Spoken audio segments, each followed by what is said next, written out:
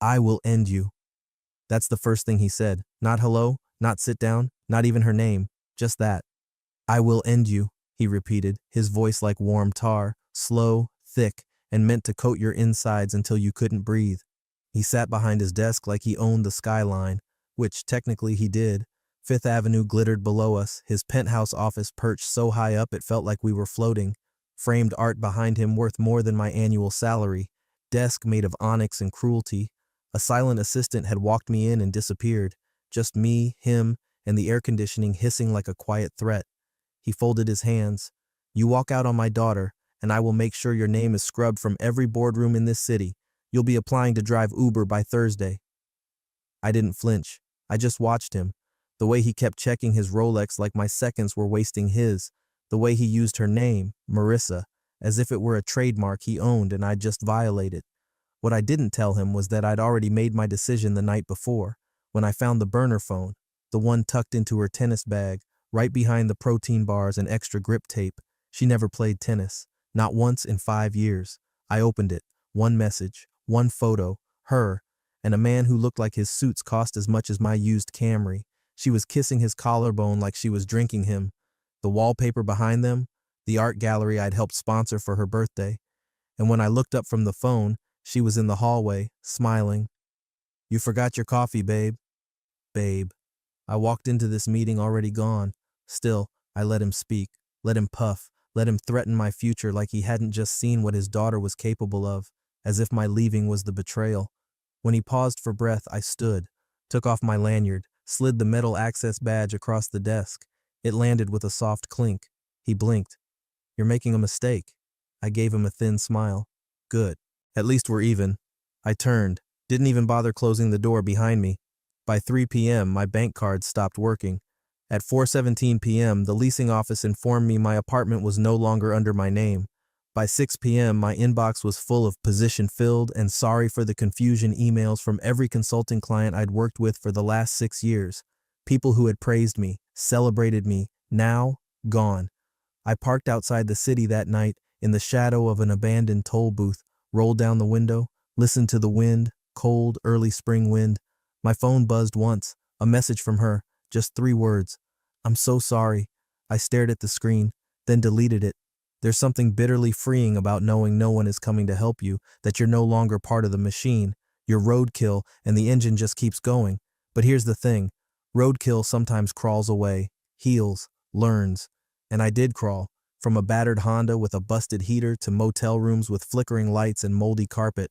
I took jobs beneath my skill level, way beneath.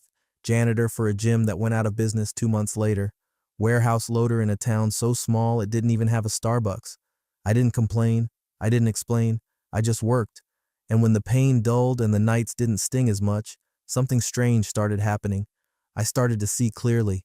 I started making plans. Most of you listening, you're probably part of the 97% who never hit that subscribe button. I get it. Who wants another notification? But if you're still here, still breathing in this story, maybe it's time.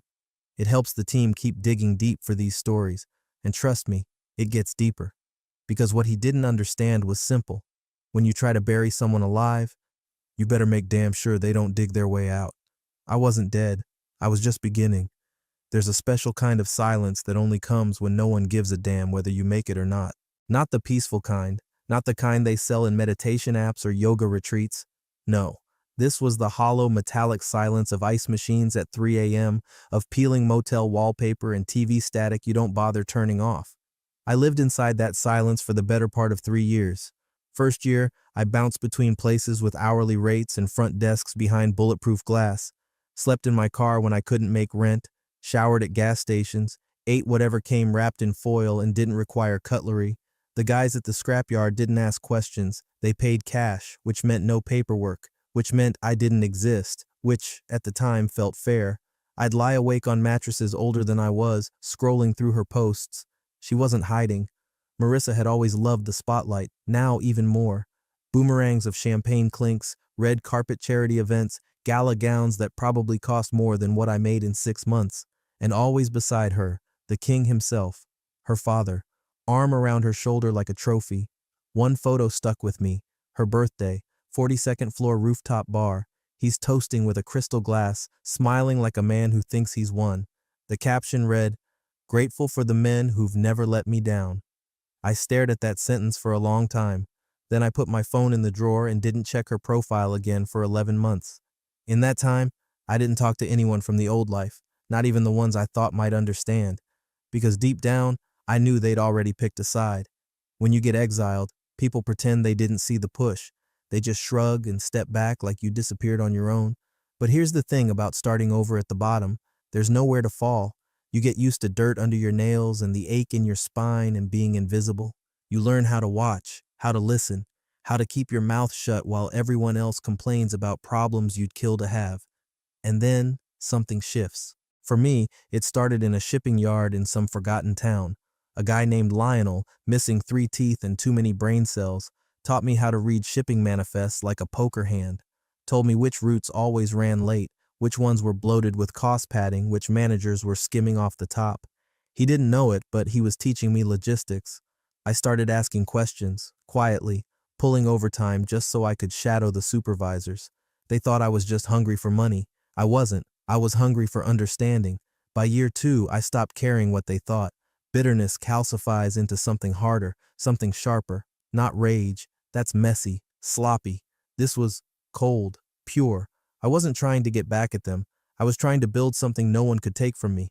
I picked up night shifts at the loading dock and taught myself Excel formulas on a secondhand laptop in the break room. Sat through online courses in between shifts. Learned about supply chains, vendor contracts, international tariffs. There was this one night, snowstorm outside, heater broken, breath fogging in front of my face. I wrapped myself in 2 jackets, set my phone as a hotspot, and watched a video on vertical integration. Took notes, by hand. I don't know when exactly I changed, but I remember the first time I saw myself in the mirror and didn't look for approval, just checked for signs of weakness and found none. Funny thing about exile, it burns away everything that doesn't matter. Titles, business cards, even love. What's left is the steel. I didn't plan revenge. That would have required giving her or her father that much space in my mind. No, what grew inside me wasn't vengeance. It was precision. My body healed. My pride didn't need healing. It needed sharpening, reforging. I went to sleep every night knowing one thing and one thing only. They thought I was buried. But roots grow in darkness, don't they? And I was just getting started. It started with a cup of vending machine coffee and a conversation I wasn't supposed to hear. I was mopping up a busted pipe near Dock 6 when 2 supervisors leaned against a crate of expired detergent, complaining like usual. One of them, Reed, a guy who wore cologne like it covered up incompetence, mentioned that a logistics firm out in Coldwater was circling the drain. "They're bleeding drivers," he said, sipping something way too sugary. "Can't keep vendors. CEO's a ghost, probably bankrupt by Q3. Then he laughed. "Maybe I'll buy the damn thing just to watch it collapse in peace."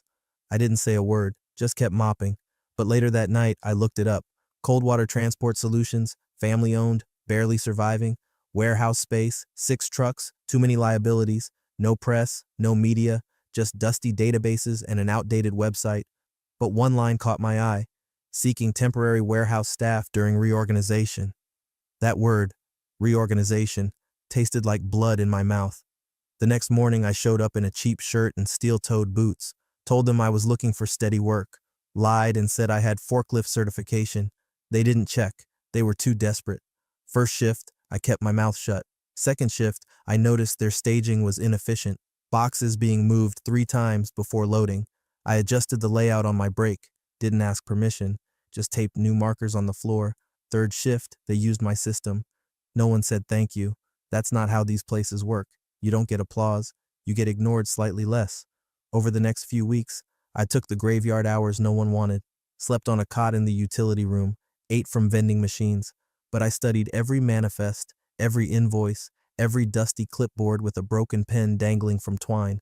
By the end of month 2, I could spot where the money was leaking, so I plugged one hole, just one.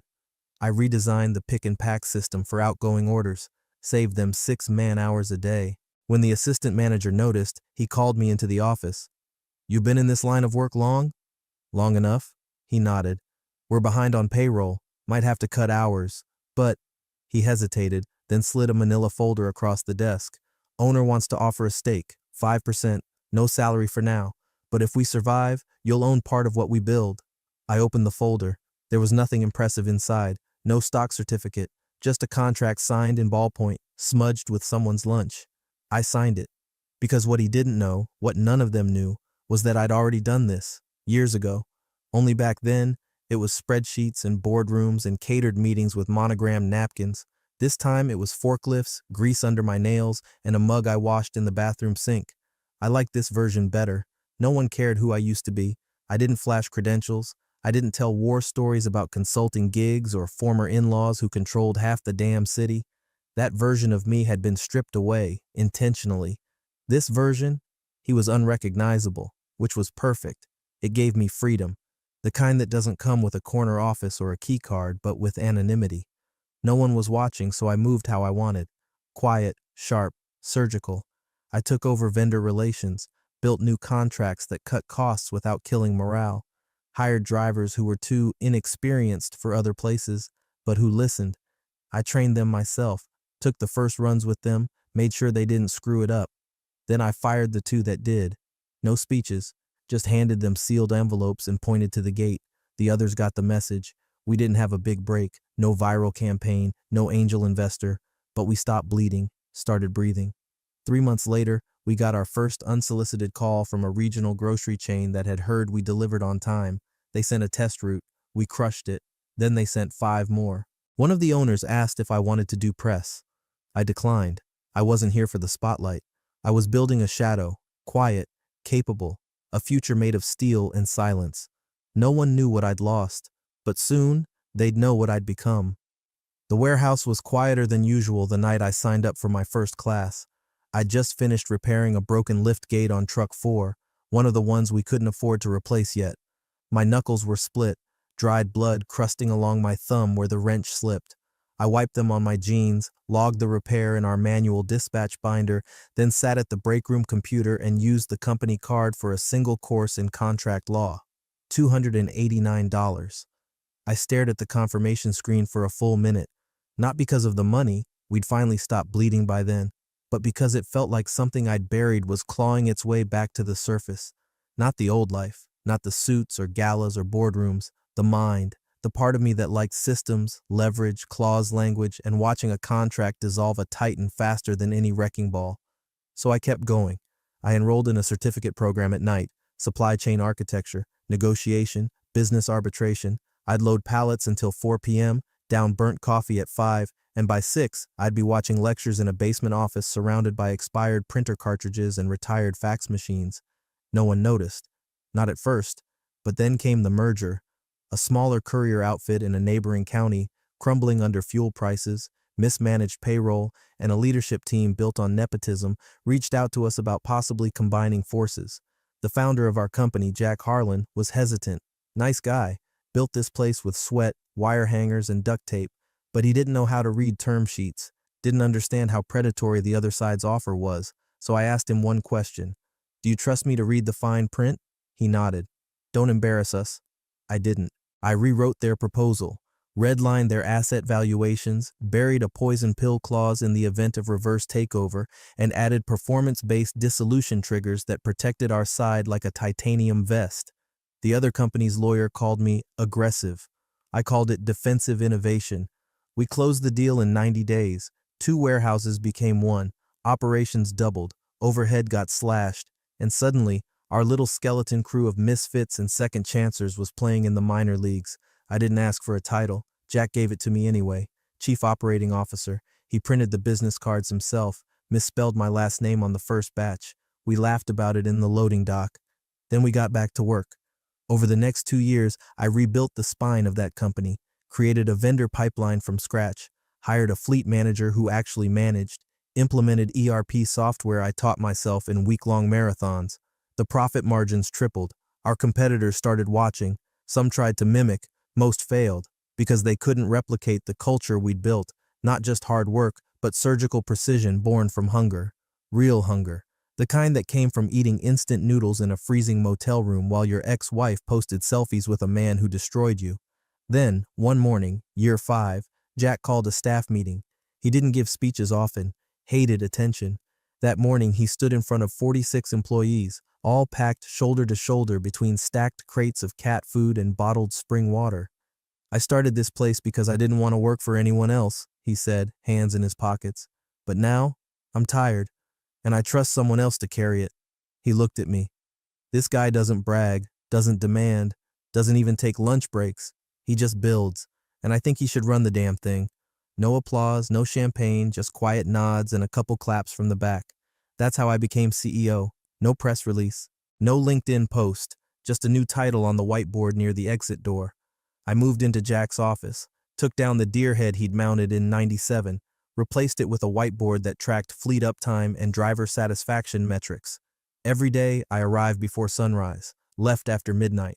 We weren't just surviving now, we were carving out space, dominating routes, winning loyalty contracts, rescuing vendors from bloated legacy firms and delivering ahead of schedule, under budget. We became the name whispered in bigger rooms. Still, no one knew who I used to be. Not even when a national supply chain magazine reached out for an interview and I declined. No comment, I said, because I wasn't building this to be seen. I was building it for something else entirely. A storm was coming, and I intended to be the one holding the lightning. It started with a botched acquisition, not the kind that makes headlines right away. No fireworks, just the slow, sick hum of something unraveling behind polished glass and pressed smiles. Her father's company, Kellerman Strategic Holdings, had announced a major expansion, a vertical integration move. They were buying out a mid-sized logistics network that serviced the Midwest, trying to cut out middlemen and control more of the pipeline. The problem? They didn't do the math. The target company had hidden debts, legal battles pending in 3 states. 2 of their warehouses had active OSHA violations. 1 had been quietly shut down for pest control issues. Someone in due diligence had either been asleep or had been told to look the other way. The deal closed anyway. Too fast, too loud. 6 weeks later, the debt exploded like shrapnel. Kellerman stock dipped 12%. Nothing apocalyptic, but enough to make the board twitchy. Then the second wave hit. Leaked emails from internal legal flagged the acquisition as reckless and board disruptive. Those words weren't meant for daylight, but someone made sure they surfaced. Vendors started hesitating. 1 pulled out of a 7-figure contract. Another asked for immediate renegotiation with new delivery clauses. Lawyers smelled blood. And behind the scenes, in whispers and back channels, something else began circulating. A name. Not a firm, not a brand, just a person. Cal H. No last name, no company website, no LinkedIn, just referrals spoken over steak dinners and conference calls that always started with non-disclosures. He doesn't advertise, one exec said, but he's the guy they call when the ship's sinking. Her father, Roy Kellerman, still chairman emeritus, dismissed it at first, called it panic gossip, said no one builds anything with a ghost, but the CFO wasn't sleeping, neither was the procurement lead. And when the interim COO said they lost 3 long-haul contracts in 2 days because competitors were undercutting them with near-perfect precision, the board started listening.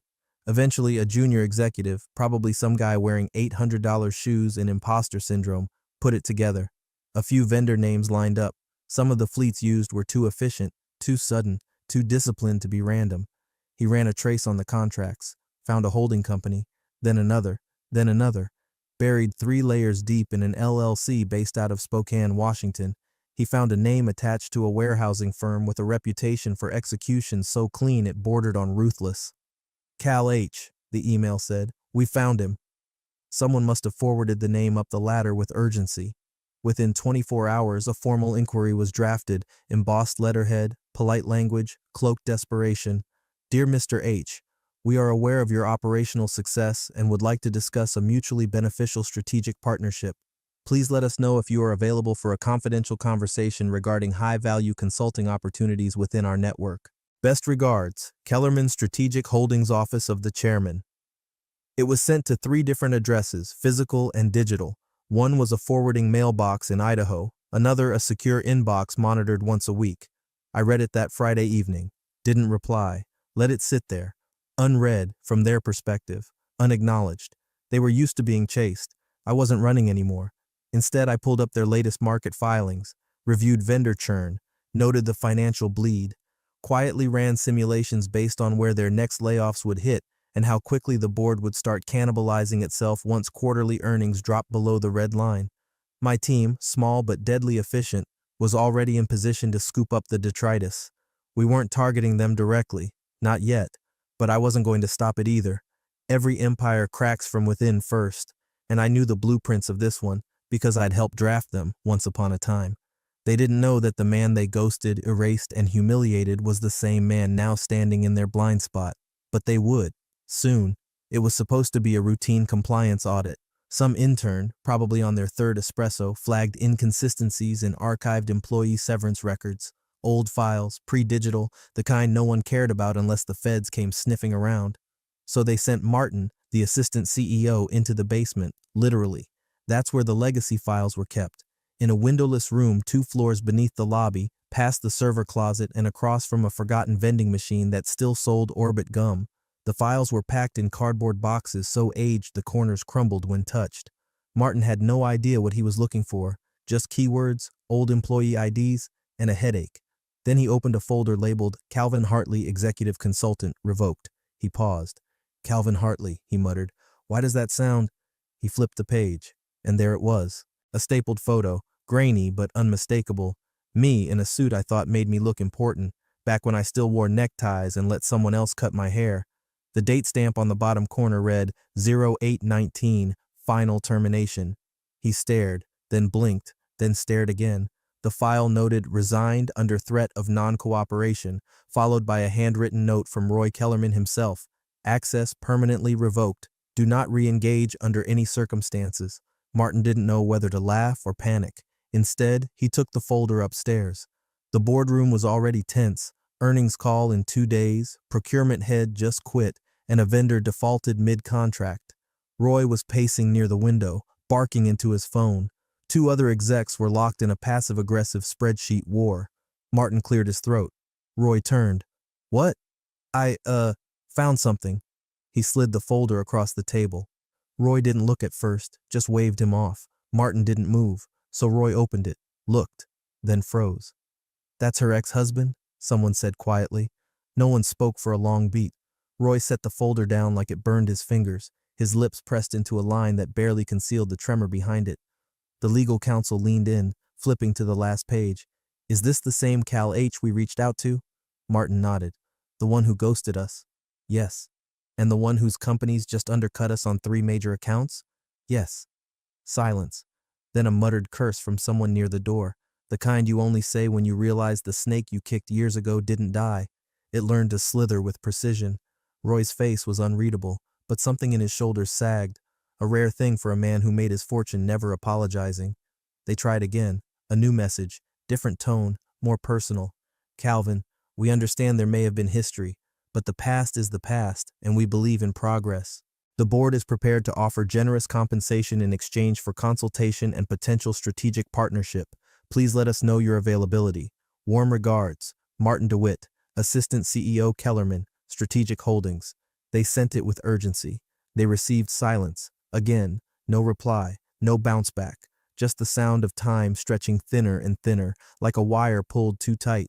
But then, one morning, Martin arrived to find a package in his office. No return address. Plain manila envelope, sealed with red wax.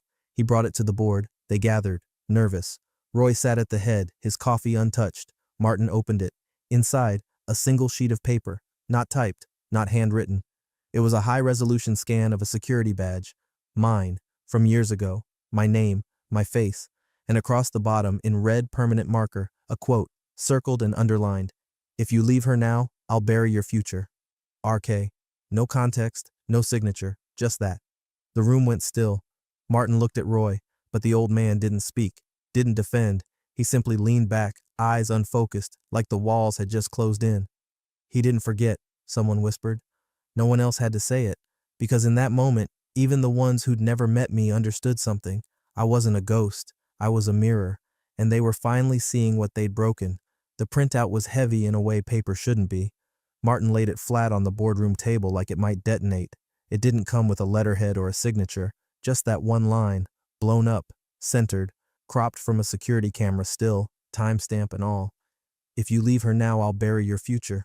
Roy's voice, Roy's words, spoken 5 years earlier in a room he assumed had no witnesses, no record. But I had one. That glassy office with its mirrored walls. It reflected more than skyline.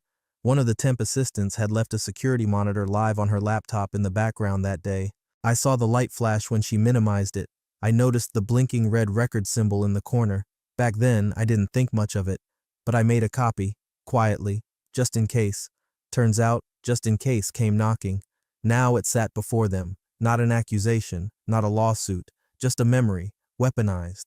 The paper was pristine, no creases, no note, just that single sentence, underlined in bold red ink. If you leave her now, I'll bury your future. Martin looked like he wanted to sink through the carpet. Two board members shifted in their seats. One looked to Roy for a response, as if the man who built the empire could still spin this into dignity. But Roy didn't move, didn't blink. The chairman leaned in, adjusted his glasses, whispered, "He didn't forget." Of course I didn't. The silence that followed wasn't ordinary. It was a rupture. You could feel the air tighten in the room like an invisible noose. No one dared speak first, because that sentence didn't just echo, it hung over everything they'd built, everything they were trying to salvage. The younger executives didn't even know the backstory. They only knew the name Cal H from whispered memos and failed outreach attempts. But now they were connecting the dots. The collapsed vendor deals? Me. The new logistics firm swallowing East Coast market share like it hadn't read the rules? Me. The sudden poaching of two of their middle managers from the West Coast hub last quarter? Yeah, that was me too. But I didn't gloat. I didn't need to. The message wasn't meant to threaten. It was meant to remind. I hadn't sued them. I hadn't run to the press with their internal emails or acquisition blunders. I hadn't bought up their debt when they stumbled, though God knows I could have. I didn't do any of that. I just existed, successfully. And now, my existence was a mirror held up to their mistakes. Roy slowly pushed back his chair, stood. His face didn't change, but the color had drained from it. His hands trembled as he reached for his coffee, then stopped, as if even that small act might make him look fragile. He left the room without a word. The door closed behind him with a soft thud, and in his absence, the room collapsed into movement. Quiet at first, then louder. Martin stood and cleared his throat. "We need to reevaluate our offer, raise equity, consider board concessions." "No," someone cut in. "We don't need to negotiate. We need to surrender." Heads turned. It was the general counsel, a man who hadn't spoken all meeting. He nodded toward the envelope. That wasn't a threat. That was a reminder of what he didn't do, and that's scarier than anything he might still do. They all stared at the printout again. There was no reply number, no callback request, just the line. That damn line. A ghost of a sentence from a man they thought was gone. What they didn't know, what none of them realized yet, was that this was me being kind. No scorched earth, no public crucifixion, not yet, just a surgical insertion of memory. Because if you're going to rebuild your life from the ground up, you make damn sure they remember the foundation they tried to crush. The first call came at 6:42 a.m. I let it ring, 5 times, voicemail. The second came an hour later, blocked number, same ringtone, same outcome. I didn't need to listen. I knew the voice waiting on the other side, measured, low, a practiced calm that used to make interns flinch. Roy Kellerman didn't raise his voice. He didn't need to. His sentences arrived like sentences in a courtroom, delivered and final. He left no voicemail, didn't bother. By the 4th attempt, I set a silent rule. Every time he called, I'd increase the delay in my reply by 1 week. On the 12th day, they stopped calling. Then they sent someone. Harold Wexler, senior partner at one of the oldest advisory firms in the country, showed up at my downtown office unannounced. He had that expensive, I flew private but won't mention it look, slim-cut navy suit, charcoal wool scarf, haircut you only get if you tip 3 figures and know the stylist's birthday. My assistant buzzed me. "He says it's urgent," I buzzed back. "Tell him I take meetings by proposal only, written, nothing verbal." There was a pause, then a click. 3 hours later, a courier arrived with a sealed envelope, embossed logo, brass clasp. Inside, a formal proposal. Position, Executive Vice Chair of Strategic Recovery. Terms, full authority over vendor relations, logistics restructuring, and partnership acquisition. Package, 5% equity, $2.2 million base, performance multipliers, relocation allowance. Perks, personal driver, private suite at annual shareholder conference, lifetime access to Kellerman Holdings corporate club properties, non-compete waived, direct report, Chairman Emeritus, Roy Kellerman. Cute. I took out a red pen, not metaphorically, literally.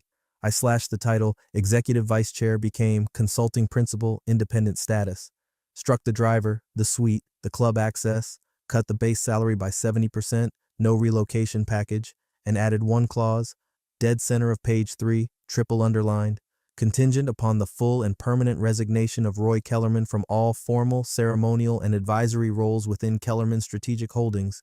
No honorary title, no emeritus designation, no public statement of transition, immediate and irrevocable. I handed the marked up version to my assistant. Same courier, no email trail. Make sure they sign for it. She raised an eyebrow but didn't ask. I watched the envelope leave the building from the 18th floor, glass of still water in hand, didn't blink. By 4 p.m., Harold called back. He sounded smaller. This clause, Roy's not just a figurehead, the board, then they'll reject the deal. But the equity cut, they'll survive. Cal, you came to me. Silence. I let it sit for a moment, then ended the call. They'd expected eagerness, a little revenge maybe. They'd written the offer like I was a stray dog outside the gate, ready to grovel for scraps once they cracked it open. But I wasn't scratching at the door. I had my own gate now, higher, quieter, and they couldn't find the latch. The clause wasn't about power, not really. It was about memory. The man who once told me I'd never work again, who froze my accounts, torched my name, and let me sleep in a car while his daughter bought tickets to Paris, would now have to step down for me to even consider walking through the same door again. He built his kingdom on threats. Now I'd built one on discipline, and his came knocking. Let him read the red ink.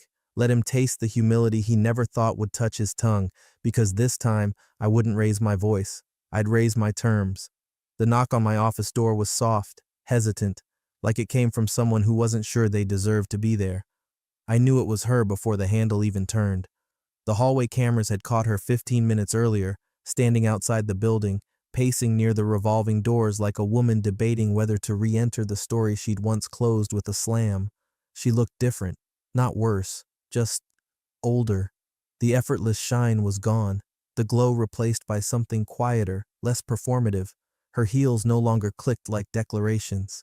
They whispered, uncertain and apologetic. Her hair pulled back in a way I recognized from our early years, before gala photos, before filters, before her world became curated. Cal, she said, stepping inside. I didn't stand, just looked at her.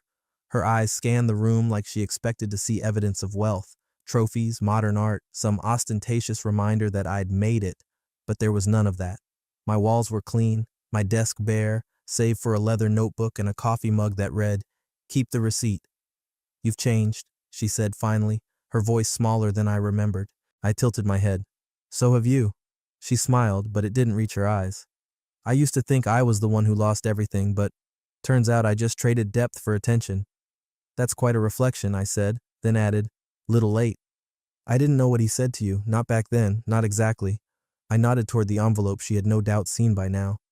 You do now. She exhaled, long, tired. We were young, he was harsh, but you and I, there were moments, weren't there? I didn't answer. Do you really want revenge? She asked, eyes flickering. Is that what all this was for? I studied her a moment. No, I said, voice calm. I want peace. She nodded as if she'd rehearsed for worse. Yours, you mean? Exactly. And it was true. It wasn't about proving anything to her anymore, or to him, or even to myself. It was about the space I'd carved out, inch by brutal inch, where no one else's approval mattered. Not hers, not his, not anyone's. It was about never being in a room where someone could look me in the eye and say, I'll end you, and believe I'd just sit there and take it. We stood there in silence for a beat too long. Then she stepped back toward the door. If you go through with this, she said, he won't recover. He's had time, I replied. Her eyes lingered, not pleading, just searching for a piece of the man she used to know. She didn't find him. She left without another word. 15 minutes later, my phone rang. Private number. I let it ring. It rang again. Then a third time. I watched it buzz across the desk like a dying insect. Eventually it stopped. One missed call, no voicemail. He didn't leave a message. Because what could he say? That he was sorry? That he didn't mean it? That the man he tried to bury had somehow clawed his way out and built a skyline of his own? No, silence was all he had left, and I wasn't filling it for him. The conference room was cold, not from the air conditioning, but from the weight of everything unspoken inside it. 12 people sat around the polished oak table, most of them avoiding each other's eyes. The chairman stared out the window, the skyline a blur behind the glass. The legal counsel had 3 documents in front of him: the final proposal, the red-lined revision, and the clean copy that would become the new reality once the pen touched paper. No one spoke, until the chairman, gray-bearded, stiff-collared, the kind of man who'd made his living through immaculate restraint, exhaled long and low, then finally broke the silence. "We'll sign whatever he wants." Not a question, just defeat. The room didn't erupt. There was no outrage left, no counteroffer. They had all seen the numbers, watched the vendors drift, watched their competitors swallow market share like wolves circling a wounded animal. They'd tried everything: spin, pressure, denial. Nothing had worked. The legal counsel nodded. "I'll notify his rep. The terms will be formalized by Friday. Transition protocol starts Monday." Someone near the end of the table muttered, "He really cut Roy's name from everything." The words just kind of sat there. No one corrected them. No one defended. At the head of the table, Roy Kellerman, once the most feared man in the room, sat motionless. The page in front of him remained unsigned. He didn't look at it, didn't look at anyone. He hadn't spoken in over an hour.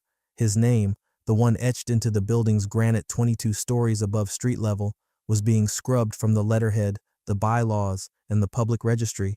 Not even a ceremonial seat, not even a whisper of founder emeritus. Legacy? Gone. And it hadn't taken fire or scandal or subpoenas. It had taken a single clause, quiet, surgical, unforgiving. Across town, in an office flooded with golden light from the late afternoon sun, I sat at my desk with a cup of untouched coffee and an open file on the screen. My assistant stood beside me, holding the latest version of the signed contract. "Clean copy, final." "Shall I notify PR?" she asked. "They're ready to spin this however you'd like. Comeback story, anonymous partner, industry savior, your pick." I shook my head. "No press." She paused, then nodded. "Understood." My phone buzzed once, a voicemail notification, from him, unplayed. I didn't press play, didn't need to. Instead, I opened a file from 5 years ago. Not the security footage, not the severance papers, just a simple email. Subject: final conversation from Roy Kellerman.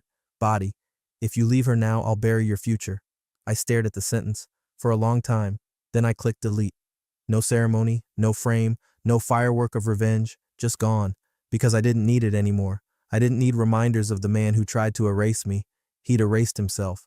All that remained now was the silence he left behind and the system I'd rebuilt from ruin, brick by unthanked brick, law by law, clause by clause. My name wasn't going to be carved in stone. It was going to be carved into memory, not loud, not flashy, but permanent. I turned to my assistant. "Let's proceed." She nodded, and that was it. No applause, no dramatic music, just quiet movement forward. He'd tried to bury me, I remembered, and that was enough.